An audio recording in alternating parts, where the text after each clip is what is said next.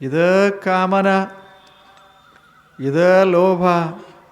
ಕಾಮ ಅಂದ್ರೆ ಇನ್ನೊಬ್ಬರ ಹತ್ರ ಇರೋದು ನನಗೆ ಬೇಕು ಅನ್ನೋದು. ಲೋಭ ಅಂದ್ರೆ ನನ್ನ ಹತ್ರ ಇರೋದು ಯಾರಿಗೂ ಹೋಗಬಾರದು ಅನ್ನೋದು. ಎಷ್ಟು ಮಜಾ ಇಲ್ಲ. ನಮ್ಮದು ಯಾರೂ ತಗೋಬಾರ್ದು, ಆದರೆ ಮಂದಿದೆಲ್ಲ ನಮ್ಮ ಹತ್ತಿರ ಬರಬೇಕು. ಮತ್ತು ಜಗಳ ಆಗದೆ ಇನ್ನೇನು ಮಾಡ್ತದೆ? ಏನು ಮಾಡ್ತದೆ? ಎಷ್ಟು ಆಶ್ಚರ್ಯ. ಕನಕ ಕಾಮಿನಿ ಕಾಂಚನಕ್ಕಾಗಿ ಹೊಡೆದಾಡಿ ಕೆಟ್ಟಿತಿ ಲೋಕವೆಲ್ಲ. ಇದ ಕಂಡು ಕೇಳಿ ಮತ್ತೇಕೆ ಇಚ್ಛಿಸುವೆ ಎಲೆ ಹುಚ್ಚು ಮನವೇ. ಹಗಲು ಕಂಡ ಕಮರಿಯ ಇರುಳು ಬೀಳುವರೆ. ಇಲ್ಲೇನು ಶರಣರು ಹೇಳಿದ್ದಿದೋ? ಕನಕ ಕಾಮಿನಿ ಕಾಂಚನಕ್ಕಾಗಿ ಹೊಡೆದಾಡಿ ಹೊಡೆದಾಡಿ ಕೆಟ್ಟಿತಿ ಲೋಕವೆಲ್ಲ. ಇದು ಎಲ್ಲ ಕಡೆ ನೋಡ್ತೀವಿ. ಶರಣರು ಹೇಳಿದ್ದು ಅದನ್ನೇ ವ್ಯಾಸ ಮಹರ್ಷಿ ಹಿಂದೆ ಹೇಳ್ದ. ಇದೆಲ್ಲ ಹೀಗೆ ಜಗತ್ತನ್ನು ನೋಡು, ಎಷ್ಟು ಹೋರಾಟ, ಎಷ್ಟು ತಾಪ.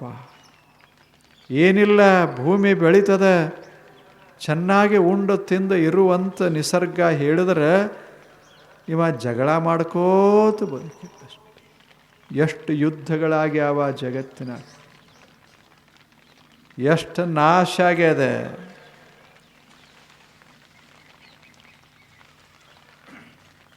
ಹೇಳಿ, ಇತಿಹಾಸದ ಪುಟ ಪುಟ ತೆಗೆದು ನೋಡಿದರೆ ಬರೇ ಯುದ್ಧ ಯುದ್ಧ ಯುದ್ಧ ಯುದ್ಧ. ಸಾಮ್ರಾಟನಾಗಬೇಕು ಅಂತ ಒಬ್ಬ ಹಂಗ ಸಾಮ್ರಾಟ ಆಗ್ತಾರೇನು? ಯುದ್ಧ ಮಾಡಬೇಕು, ಯುದ್ಧ ಮಾಡು. ಇದು ನಮ್ಮ ಬದುಕಿನಲ್ಲಿ ನಡೀತಾ ಇರೋದು. ಅದಕ್ಕಾಗಿ ವ್ಯಾಸ ಹೇಳ್ದ, ಇವೆಲ್ಲ ನೋಡು, ಇದನ್ನೇ ಮನುಷ್ಯನೇ, ಇದನ್ನೆಲ್ಲ ಗಮನಿಸು, ಏನು ನಡೆದದ ನೋಡು ಜಗತ್ತಿನಲ್ಲಿ. ಇವುಗಳನ್ನು ತೆಗೆದು ಹಾಕು, ಅದೇ ಯುದ್ಧ.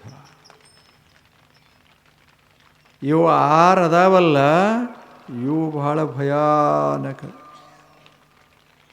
ಮಿತವಾಗಿದ್ರೇನಲ್ಲ, ಅತಿಯಾಯಿತು ಅಂದರೆ ಅವು ಭಯಾನಕ ಆಗ್ತವಷ್ಟೇ. ಕಾಮ ಇರಬೇಕು, ಆದರೆ ಎಷ್ಟೋ ಅಷ್ಟೋ.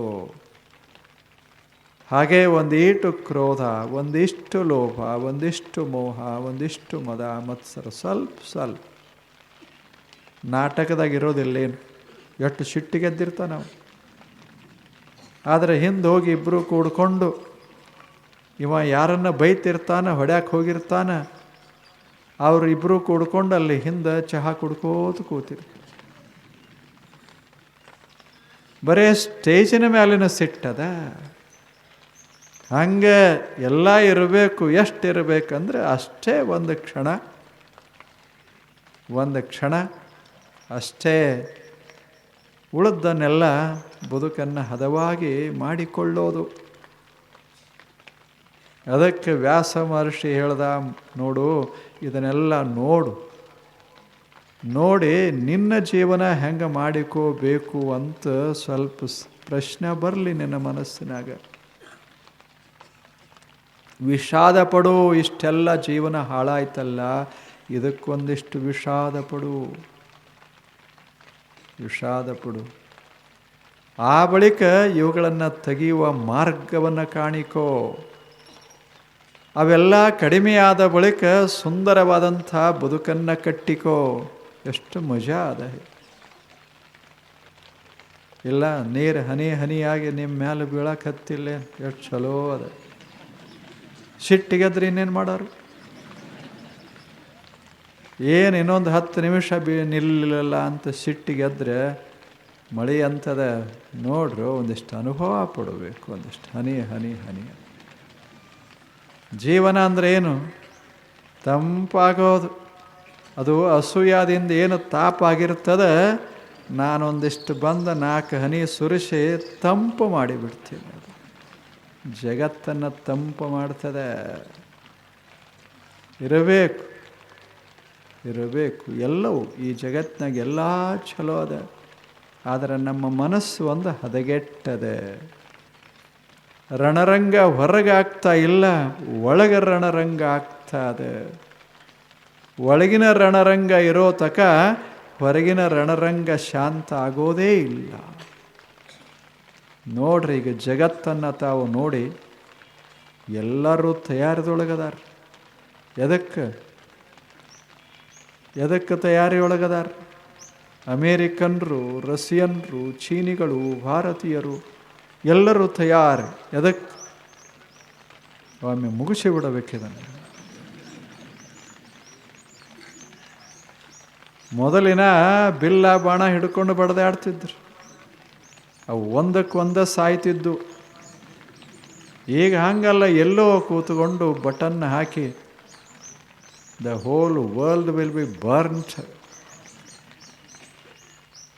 ಜಗತ್ತನ್ನೇ ಒಂದು ಕ್ಷಣದಾಗ ನಷ್ಟ ಮಾಡಿ ಬಿಡಬಹುದು, ಅಷ್ಟು ಸಾಮರ್ಥ್ಯ ಇಲ್ಲೇ. ಅದಕ್ಕೆ 2012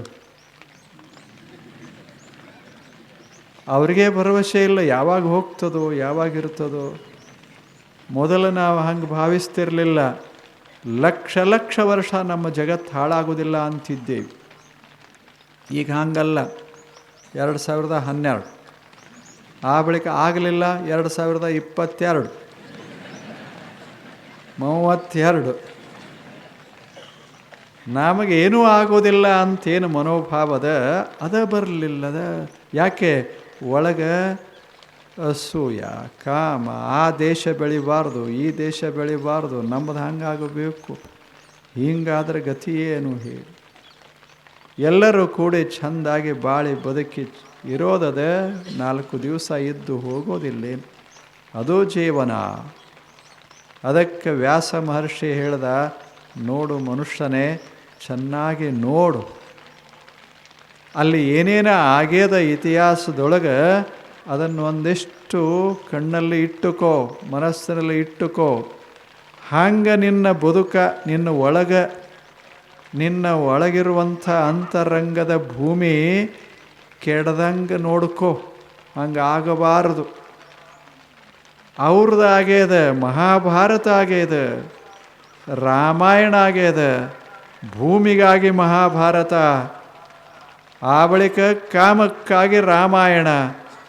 ನಿಂದು ಹಂಗೆ ಆಗಬಾರದು ನೋಡು ಅಂತ ವಿಚಾರ ಮಾಡು ಒಂದಿಷ್ಟು ಅಂತ ಮೊದಲನೇ ಮಾತು ಹೇಳ್ದ. ಚಲೋ ಇಲ್ಲ ಈ ಮಾತು? ನೀವೀಗ ಮನೆಗೆ ಹೋಗೋದು, ಮಳೆ ಬರ್ತಾ, ಸಾವಕಾಶ ಹೋಗ್ರಿ. ಅವ ಏನು ಹೇಳ್ಯಾನಲ್ಲ, ಜಗತ್ತಿನಾಗ ನೋಡೋದು, ಯಾರ್ಯಾರು ಕಾಮದ ಬೆಂಕಿಯೊಳಗೆ ಬಿದ್ದಾರ, ಏನೇನು ಮಾಡ್ಯಾರ. ಇತಿಹಾಸದ ಪುಟ ತೆಗಿಯೋದದು, ತೆಗೆದು ಒಂದೊಂದು ಚರಿತ್ರೆಗಳನ್ನು ನೋಡೋದದು. ಆಗಿಲ್ಲೇನು? ಇಡೀ ಮಹಾಭಾರತ ತುಂಬ ಏನದ? ಲೆತ್ತಾಡಿದರೂ ಅಲ್ಲಿ ಕೃಷ್ಣನ ಮಕ್ಕಳೆಲ್ಲ ಕುಡಿದ್ರು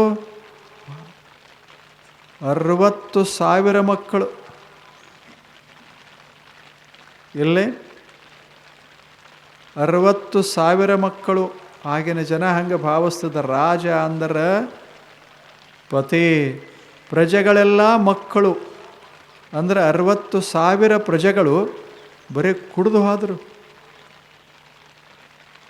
ತಮ್ಮಲ್ಲೇ ಬಡ್ದಾಡಿದರು ಅಂತ ಕತೆ ಬರಲಿಲ್ಲ. ಇದನ್ನು ಬರೆದವ ಇವನೇ ವ್ಯಾಸ. ಅವಾಗ ಎಲ್ಲಿ ಕಂಡಿತ್ತೋ, ಹೆಂಗೆ ಕಂಡಿತ್ತೋ ಯಾರಿಗೆ ಗೊತ್ತು. ಆದರೆ ಬರದ ಯಾರ್ದು ಮುಚ್ಚಿಡಲಿಲ್ಲ, ದೊಡ್ಡವ್ರದ್ದು ಮುಚ್ಚಿಡಲಿಲ್ಲ, ಸಣ್ಣವ್ರದ್ದು ಮುಚ್ಚಿಡಲಿಲ್ಲ. ಮನುಷ್ಯನ ಮನಸ್ಸೇ ಹಿಂಗದ ಅಂತ ತೋರಿಸಿದ ವ್ಯಾಸ. ಎಂಥ ಸುಂದರ ಮಾತುಗಳನ್ನು. ಕುಡಿದು ಹೋಗ್ಯಾರ. ಕೃಷ್ಣನಂಥ ಕೃಷ್ಣಗೆ ಸಹಿತ ಈ ಕುಡುಕರನ್ನ ಬದಲು ಮಾಡಾಕ ಅವ್ರ ಮಕ್ಕಳನ್ನೇ ಬದಲು ಮಾಡಲಿಕ್ಕಾಗಲಿಲ್ಲ. ಅವರು ಬಡದಾಡಿ ಸಾಯುವಾಗ ಕೃಷ್ಣ ಏನಿಲ್ಲ, ಹೆಲ್ಪ್ಲೆಸ್, ಏನೂ ಮಾಡೋಕ್ಕಾಗಲಿಲ್ಲ.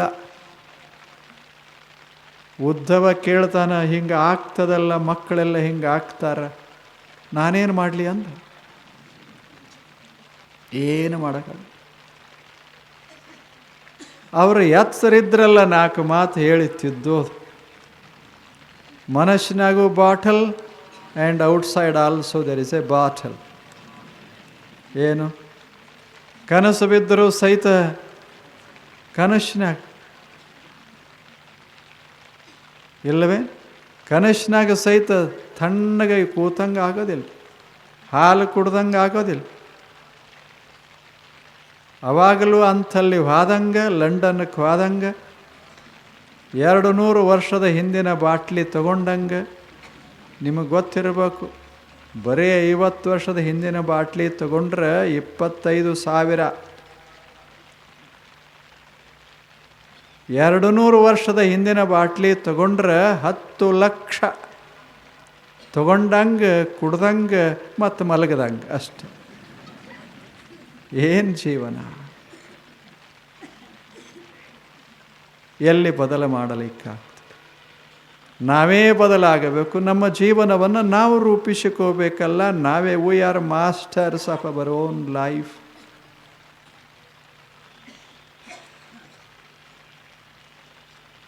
ನಾವು ನಮ್ಮ ಮಾಲೀಕರು, ನಾವು ನಮ್ಮ ಒಡೆಯರು. ನಾವು ನಮ್ಮನ್ನು ತಿದ್ದಿಕೊಳ್ಳದೇ ಇದ್ದರೆ ತಿದ್ದವ್ರು ಯಾರು ಈ ಜಗತ್ತಿನಲ್ಲಿ?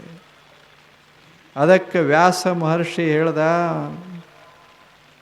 ಎಲ್ಲ ಜನರಿಗೆ ಹೇಳ್ದ, ತಾವು ನೋಡಿ, ನಾನು ನಿಮಗೆ ತೋರಿಸ್ತೇನೆ ಯಾರ್ಯಾರು ಏನೇನು ಮಾಡ್ಯಾರ, ಜಗತ್ತಿನಾಗ ಏನು ಆಗ್ಯಾರ, ಇದನ್ನು ನಾನು ಹೇಳ್ತೇನೆ, ಸ್ವಲ್ಪ ಕೇಳ್ರಿ, ಹಂಗೆ ಆಗಬಾರದು ಅಂತ ನಿರ್ಣಯ ಮಾಡಿ ಅಂತ ಅವಂದು.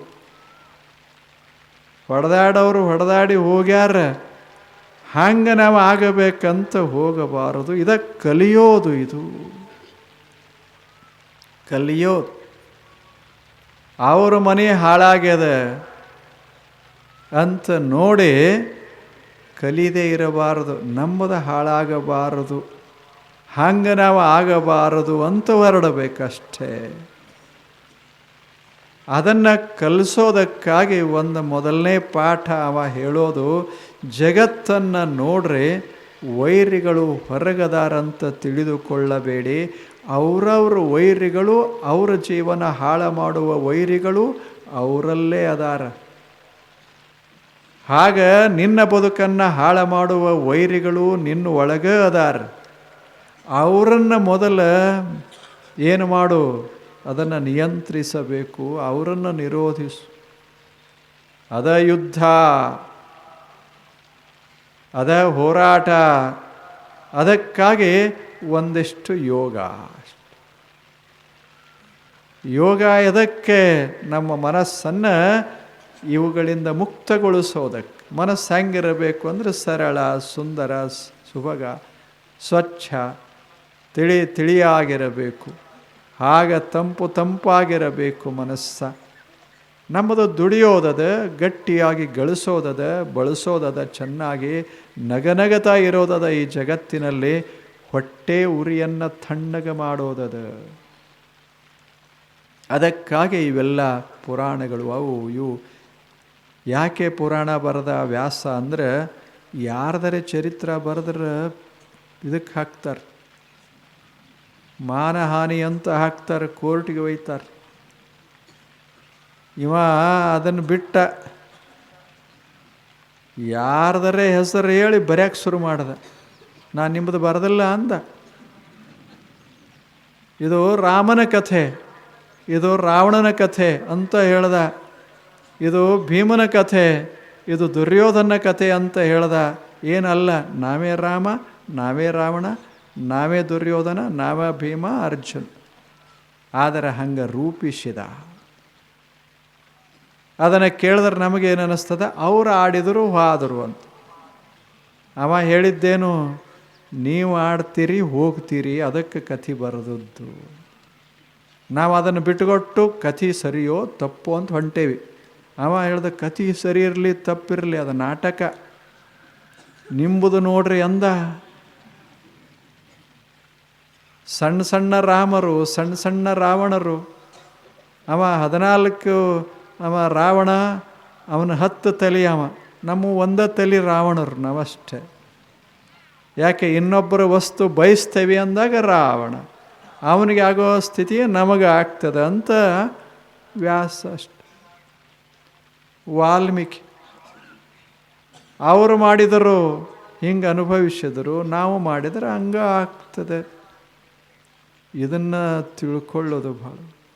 ನಮ್ಮದು ಹೆಂಗೆ ಆಗ್ತದಂದ್ರೆ, ಅವ ಕುಡಿದು ಒಬ್ಬ ಮಸ್ತಾಗಿ ಬಿದ್ದಿದ್ದ ಅಂದರೆ ಅಂಗಡಿಗೆ ಹೋಗಿ ಹೇಳ್ತೇವೆ, ಅವಾಗ ಏನು ಕೊಟ್ಟಿದೆಯಲ್ಲ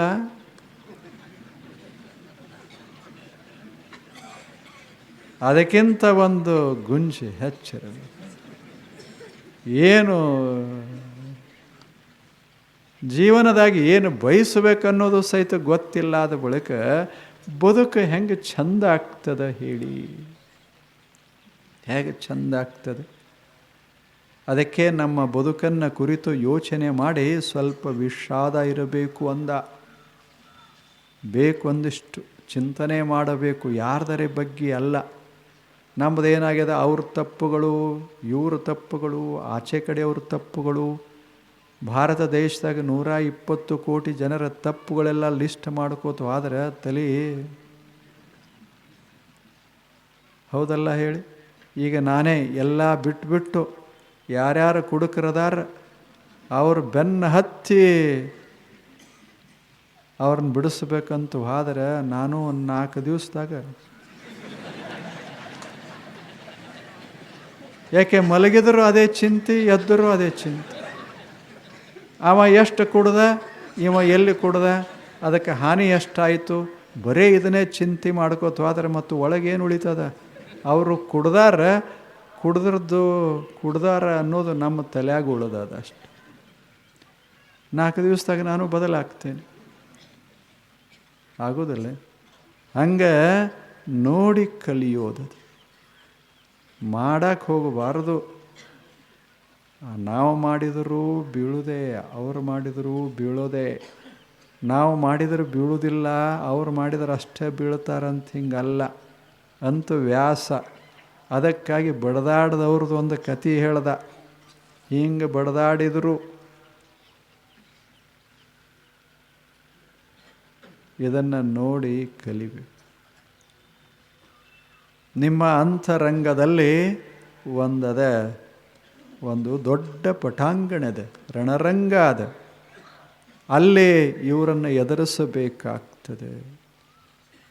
ಆಶಾ, ತೃಷ್ಣ, ಕಲ್ಪನಾ, ಭ್ರಾಂತಿ, ವಾಸನ, ಇಚ್ಛೆ, ಇವೆಲ್ಲ ಏನು ವ್ಯಾಸ ಮಹರ್ಷಿ ಎಷ್ಟು ಅದ್ಭುತ ಮಾತು ಹೇಳ್ತಾರೆ. ಏನು ಮನಃಶಾಸ್ತ್ರ, ಆತ ದೊಡ್ಡ ಮನಃಶಾಸ್ತ್ರಜ್ಞ.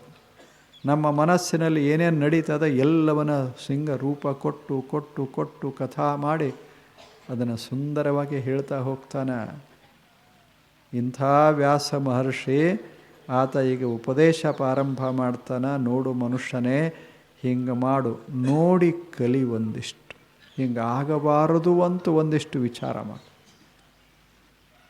ಬಿದ್ದವರನ್ನು ನೋಡು, ಎಲ್ಲಿ ಎಡವ್ಯಾರ, ಎಲ್ಲಿ ಜಾರ್ಯಾರ, ಇದನ್ನು ನಾನು ನಿನಗೆ ತೋರಿಸ್ತೇನೆ, ನೀನು ಅದನ್ನು ನೋಡು ಒಂದಿಷ್ಟು. ಇಲ್ಲವೇ ನೀನರೇ ನೋಡು ಜಗತ್ತಿನಾಗ ಎಲ್ಲೆಲ್ಲಿ ಜಾರ್ಯಾರು ಯಾರ್ಯಾರು. ಅವನೇ ಹೇಳ್ತಾನೆ, ಇದೊಂದು ಹೊಳಿ, ಸಣ್ಣ ಹೊಳಿ, ಕಾಲು ಹೊಳಿ, ಸಣ್ಣದು, ಇಷ್ಟೇ ಒಂದು 10 ಫೂಟದ ಹೊಳಿ ಇದು. ಅದರಾಗ ಕಲ್ಲಿಟ್ಟಾರ ದಾರಿ, ಅದು ದಾಟಿ ಹೋಗಾಕ ಸ್ವಲ್ಪ ಹೊಳೆ. ಅದು 1 ಫೂಟ್ ನೀರು ಹತ್ತಬಾರದಲ್ಲ, ಅದಕ್ಕೆ ಕಲ್ಲು ಹಾಕ್ಯಾರ. ಇಲ್ಲೊಂದು ಇಲ್ಲೊಂದು ಇಲ್ಲೊಂದು ಒಂದು 6 ಕಲ್ಲು ಇಟ್ಟು 6 ಹೆಜ್ಜೆ ದಾಟಿ ಆ ಕಡೆ ಹೋಗೋದು. ಚಲೋ ರೂಪಕ್ಕೆ ಎಷ್ಟು ಚಂದದ. ಜನ ಬರ್ತಾರೆ, ಈ ಕಲ್ಲೆ ಮ್ಯಾಗ ಕಾಲಿಡ್ತಾರೆ, ಮುಂದಿನ ಕಲ್ಲು ಮ್ಯಾಗ ಇಡ್ತಾರೆ, ಬಲಗಾಲ, ನಂತರ ಎಡಗಾಲ, ಬಲಗಾಲ ಎಡಗಾಲ ಇಟ್ಕೊಂಡು ಹೊರಗೆ ಹೋಗ್ತಾರೆ, ಸುಲಭವಾಗಿ ಹೋಗ್ತಾರೆ. ಆದರೆ ಏನಾಗ್ಯದ ಅಂದ್ರೆ, ಪ್ರಪಂಚದ ಈ ಹೊಳಿ ಹೆಂಗದ ಅಂದರೆ, ಇವೇನು 6 ಅದಾವ, ಈ ಕಲ್ಲಿನ ಮೇಲೆ ಹಾವಶೆ ಬೆಳೆದದ. ಕಲ್ಲೇನೋ ಅದಾವ, ಆರದಾವ, ಚಲೋ ಕಲ್ಲದಾವ, ಅದರ ಮ್ಯಾಲ ಮಾತ್ರ ಹಾವಸೆ ಬೆಳೆದದ. ಹಿಂಗ ಕಾಲಿಡೋದರಾಗ ಮೊದಲನೇ ಹಾವಸೆ ಮ್ಯಾಲ ಒಬ್ಬ ಜಾರ್ತಾನ. ಅಲ್ಲಿ ಅಕಸ್ಮಾತ್ ಉಳ್ದ ಅಂದ್ರೆ ಬಲಗಾಲಿಟ್ಟಾಗ ಮುಂದಿನ ಎರಡನೇದ್ರ ಮ್ಯಾಗ ಕೆಲವ್ರು ಜಾರ್ತಾರ, ಮೂರನೇದ್ರ ಮ್ಯಾಗ ಇನ್ನೊಬ್ಬರು, 5 ಜಾರದ ಇದ್ರೆ ಕೊನೆಗೇನು ಅಸೂಯ ಅದಲ್ಲ, ಅದು ನಿಶ್ಚಿತವಾಗಿಯೂ ಕೆಡವೇ ಬಿಡ್ತದೆ. ಇವು ಜಾರಿಕೆಯ ಕಲ್ಲುಗಳು. ಇದರಾಗ ಹಾವಸೆ ಅಂತದ. ಕಲ್ಲು ಛಲೋ, ಅದರ ಹಾವಸೆ ಕೆಡಿಸ್ತದ. ಮನಸ್ಸು ಛಲೋ, ಆದರೆ ಮನಸ್ಸಿನೊಳಗಿರುವ ಕಾಮ ಕೆಡಿಸ್ತದಷ್ಟೇ. ಮನಸ್ಸು ಒಳ್ಳೆಯದೇ, ಆದರೆ ಅದರೊಳಗಿರುವಂಥ ಅಸೂಯ ಕೆಡಿಸ್ತದೆ. ಕಲ್ಲು ಕೆಟ್ಟಲ್ಲ, ಆದರೆ ಕಲ್ಲು ಮ್ಯಾಲ ಹಾವಸೆ ಬೆಳೀತಂದ್ರೆ ಕೆಡುತ್ತದೆ ಅಷ್ಟೇ. ಚಲೋ ಇಲ್ಲ. ಇದನ್ನು ವ್ಯಾಸ ಹೇಳಿದ್ದು ಎಷ್ಟು ಚಂದ.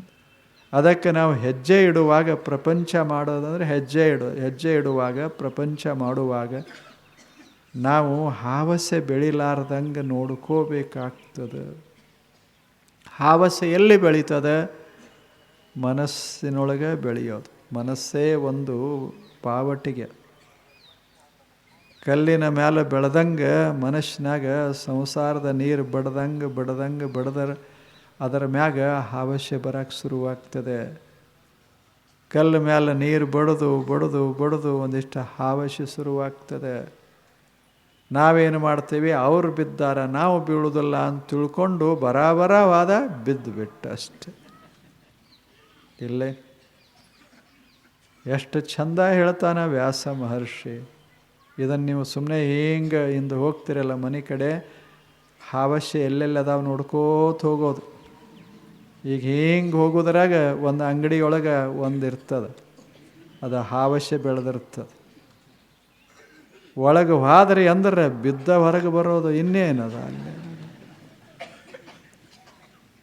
ಬಹಳ ದೊಡ್ಡವ್ರು ಇರ್ತಾರಲ್ಲ, ದೊಡ್ಡ ಹಾವಸೆಗಳಿರ್ತಾವಲ್ಲ. ಅವರು ಒಮ್ಮೆ ಬಿದ್ದರೆ ಅದರಿಂದ ಹೊರಗೆ ಬರೋಕ್ಕಾಗೋದಿಲ್ಲ, ಅಷ್ಟು ದೊಡ್ಡ ಹಾವಸೆಗಳು. ಎಷ್ಟು ಮಜಾದ ಜೀವನ ಕಲ್ಕೋಬೇಕು ಅಂದ ವ್ಯಾಸ. ನೋಡಿ ಕಲೀರಿ, ನಾ ಹೇಳ್ತೀನಿ ಅಂತ ಅಲ್ಲ ಅಂದ. ನೀವೇ ನಿಮ್ಮ ಗುರುಗಳು, ನೀವೇ ನಿಮ್ಮ ಆಚಾರ್ಯರು, ನೀವೇ ನಿಮ್ಮ ಮಾರ್ಗದರ್ಶಕರು. ಅದಕ್ಕೆ ಒಂದಿಷ್ಟು ಕಣ್ಣು ತೆರೆದು ನಾನೊಂದಿಷ್ಟು ಏನು ಆಗ್ಯದ ಜಗತ್ತಿನಾಗ ಹೇಳ್ತೀನಿ, ನೀವಿಷ್ಟು ಕಣ್ಣು ತೆರೆದು ಬದುಕಬೇಕು. ನೋಡ್ಕೋತು ಹೋಗ್ರಿ. ಎಲ್ಲಿ ನಿಲ್ಲಬೇಕು, ಎಲ್ಲಿ ಕಾಲಿಡಬೇಕು, ಎಲ್ಲಿ ಕಾಲಿಡಬಾರ್ದು, ಎಲ್ಲಿ ಕಣ್ಣು ಹರಿಸಬೇಕು, ಎಲ್ಲಿ ಕಣ್ಣು ಹರಿಸಬಾರದು, ಯಾವುದನ್ನು ಕೇಳಬೇಕು, ಯಾವುದನ್ನು ಕೇಳಬಾರ್ದು. 5 ಕಲ್ಲುಗಳು. ಅದರ ಮ್ಯಾಲ ಹಾವಸೆ. ಎಷ್ಟು ಮಜಾ. ಅದನ್ನು ನೋಡ್ಕೋತ ಹೋಗಿ. ಈಗ ಅದ ಅಲ್ಲ, ನೀವು ಹಿಂಗೆ ಎದ್ದು ಕೂಡಲೇ ಎಲ್ಲರೂ ಆದರು, ಇದರಾಗ ಯಾವುದರ ಒಂದು ಬಿದ್ದಿರ್ತದೆ, ಇಲ್ಲೇ ಒಂದು ಪಾಕೆಟ್ ಬಿದ್ದಿರ್ತದೆ, ಅದೇ ಹಾವಸೆ. ನೀವು ಬಹಳ ದೊಡ್ಡವ್ರು, ನಾನು ಬಹಳ ದೊಡ್ಡವ ಅಂತ ಇಟ್ಕೋ. ಅದನ್ನು ನೋಡಿದ ಕೂಡಲೇ ಎಂಥ ದೊಡ್ಡವರಿದ್ರೇನು, ಅದನ್ನು ಪಾಕೆಟ್ ನೋಡಿದ ಕೂಡಲೇ ಏನರೇ ಒಳಗಿರಬೇಕು ಅಂತ ಅನ್ನಿಸ್ತದೆ. ಖಾಲಿ ಇರ್ತದೆ ಅದು ಮಾತು ಬೇರೆ. ಆದರೆ ಅನ್ನಿಸ್ತದೆ ಒಳಗೆ ಏನರೇ ಅದ ಇದು. ಅದನ್ನು ಎತ್ಕೊಂಡು ಹಿಂಗೆ ಕಿಶಕ್ಕೆ ಹಾಕುವುದರಾಗ ನೋಡ್ದು ಒಬ್ಬ, ಅಲ್ಲಿಂದ ಅವನು ಕೂಡ ಜಗಳ, ಇವ ಎಲ್ಲರೇ ಹೇಳ್ತಾನಿನ್ನ ಅಂತ.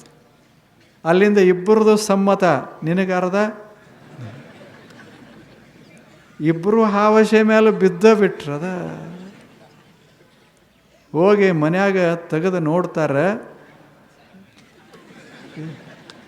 ಹಂಗೆ ಪ್ರಪಂಚ ಸುಮ್ಮನೆ ಅದು ಮುಚ್ಚಿದ ಚೀಲ ಅಷ್ಟೇ, ಮುಚ್ಚಿದ ಪಾಕೆಟ್. ಜೀವನ ಅಂದ್ರೇನು, ಇದರಾಗ ಸುಖ ಅದಂತ ಹೊಂಟ್ರಿತೇವಿ, ಅದ್ರಾಗ ಏನೂ ಇರೋದಿಲ್ಲ. ಚಹಾದಾಗ ಸುಖ ಅದ ಅಂತ ಹೋಗಿ ಕುಡಿದು ಕುಡಿದು ಕುಡಿದು 80 ವರ್ಷ ಕುಡಿದು ಬಿಚ್ಚು ನೋಡ್ದ ಏನೂ ಇರಲಿ. ಹಂಗೆ ಎಲ್ಲ ಹಾಗೆ ಅದು ಪಾಕೆಟ್, ಅದು ಬಿದ್ದ ಪಾಕೆಟ್ ಈ ಜಗತ್ನ್ಯಾಗ. ಅದರಾಗ ಸುಖ ಅದ ಅಂತ ನಮ್ಮ ಕಲ್ಪನಾ. ಅದಕ್ಕೆ ಅವೆಲ್ಲ ಬಿದ್ದಾವೀಗ, ಭಾಳ ಬಿದ್ದಾವ. 5 ಹೆಣ ಬಿದ್ದಾವ ಅಂತ ಅಲ್ಲಮ್ಮ, ಪಾಕಿಟ್ ಬಿದ್ದಾವ ಅಂತ ಇವ. ಇಲ್ಲ, ಎಷ್ಟು ಮಜಾ. ಅವ ಅಂದ, ಎರಡನೇದವ, ನೀನು ಎಲ್ಲೇ ಏನೋ ಮಾಡಿದಿ ಒಳಗೆ ಅಂದ. ಇಲ್ಲೋ, ನಿನ್ನ ಎದುರಿಗಿನ ತೆಗೆದನಲ್ಲ ಅಂತವ. ನನಗೆ ಗೊತ್ತಾಗದಂಗೆ ಏನೋ ತಗೊಂಡಿದೀಯ ಅಂತ. ನೀನು ನೋಡೇ ಬಿಡ್ತೀನಿ ಅಂತವ. ಪಾಕಿಟ್ ಅಲ್ಲೇ ಬಿತ್ತು. ಇಬ್ಬರು ನೋಡಕ್ಕೆ ಶುರು ಮಾಡಿದರು. ಪಾಕಿಟ ನಕ್ತು, ನಾನು ಎಲ್ಲರನ್ನ ಹಿಂಗೆ ಮಾಡಿದ್ದು, ನಿಮ್ಮನ್ನು ಮುಗಿಸ್ತೇನೆ. ಪ್ರಪಂಚ ಅಂದರೆ ಇಷ್ಟ. ಇದ್ರಾಗ ಸುಖ ಅದ, ಸುಖ ಅದ, ಸುಖ ಅದ ಅಂತ ಹೇಳ್ತಾರೆ. ಅಡ್ವರ್ಟೈಸ್ ಅಂದ್ರೆ ಏನು? ಅಡ್ವರ್ಟೈಸ್ ಅಂದ್ರೆ ತಗೋರಿ, ಇದ್ರಾಗ ಸುಖ ಅದ, ಇದ್ರಾಗ ಸುಖ ಅದ. ಈ ಬಟ್ಟೆ ತೊಡ್ರಿ, ನೀವು ರಾಜರಂಗ. ಎಲ್ಲರೇ ಬಟ್ಟೆ ಹಾಕ್ಕೊಂಡ್ರೆ ರಾಜರಾಗ್ತಾರೆ. ಆದರೆ ಆ ಅಡ್ವರ್ಟೈಸ್ ನೋಡಿದರೆ ಹಿಂಗೆ ಅನ್ನಿಸ್ತದೆ, ಹಾಕೊಂಡ್ಬಿಡ್ಬೇಕು, ನಾವು ಹಂಗೆ ಆಗಬೇಕು. ಏನು ಅಡ್ವರ್ಟೈಸ್ ಮಾಡ್ತಾರೆ? ಒಂದು ಬೂಟ್ ಹಿಂಗೆ ಹಾಕ್ಕೊಂಡ್ರೆ ಆಕಾಶದಾಗ ತಿರುಗಾಡ್ತಿರ್ತಾನೆ. ಬೂಟ್ ಎಲ್ಲರೇ ಆಕಾಶಕ್ಕೆ ಒಯ್ತಾವೇನು ಹೇಳಿ? ಇದು ಜೀವನ. ಅದಕ್ಕೆ ನೋಡಿ ನೋಡಿ ಸ್ವಲ್ಪ ಕಲಿಬೇಕು ಅಂತ ವ್ಯಾಸ.